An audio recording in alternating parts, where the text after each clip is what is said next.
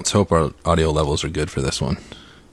But I wanted to read 2 paragraphs from my book that I just released on June 1st.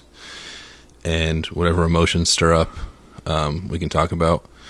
I also feel like, death by suicide is a huge part of my story.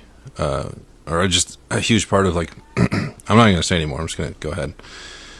All right, this is taken from chapter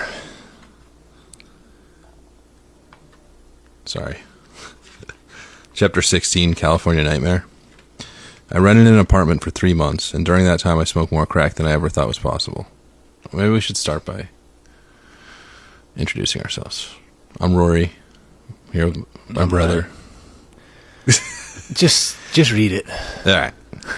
I rented an apartment for 3 months, and during that time I smoked more crack than I ever thought was possible. I impulsively sold my car.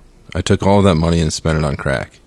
After the California trip, every time I took stimulants, including crack, I experienced paranoid delusions. I would immediately feel euphoria, which then gave way to unrelenting paranoia. One night, a few friends and I smoked $1,000 worth of crack, but the binge went on for months. Throughout these crack binge months, I called 911 dozens of times, hoping that police presence would deter the delusional threats. Eventually, the police stopped responding to my ongoing calls. Those months felt like a lifetime compressed into something unrecognizable. Days bleeding into nights, reality thinning out at the edges. I was in and out of rehab 3 times in this period alone.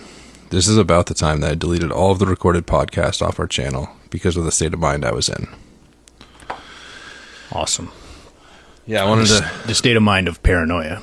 You're probably thinking about all these things you said on the podcast, and the paranoid thoughts start spiraling of, oh shit, I'm going to get in trouble, or people are going to come get me, and stuff like that, right? Yeah, exactly. I think there was a lot of contradiction in how I was living, because when we recorded the podcast, I was clean. Right. I was not using drugs, and we were being extremely vulnerable here. Yeah. As we always have been. And then when I relapsed and started using again, I thought, oh, people, that I use with, or drug dealers, or anyone that I'm associated with could listen to this and think, well, he's not who he says he is. And he could be, I heard, yeah, could be anyone. Yeah. And that's not who I am. I'm me. I'm so in that state, especially when I smoked crack, it would be, I'll just give you experience. It would be immediate euphoria. I already said that, followed by Well, tell me more about how it felt, because I remember seeing you during that time, and it was the most intense I've ever seen any person, with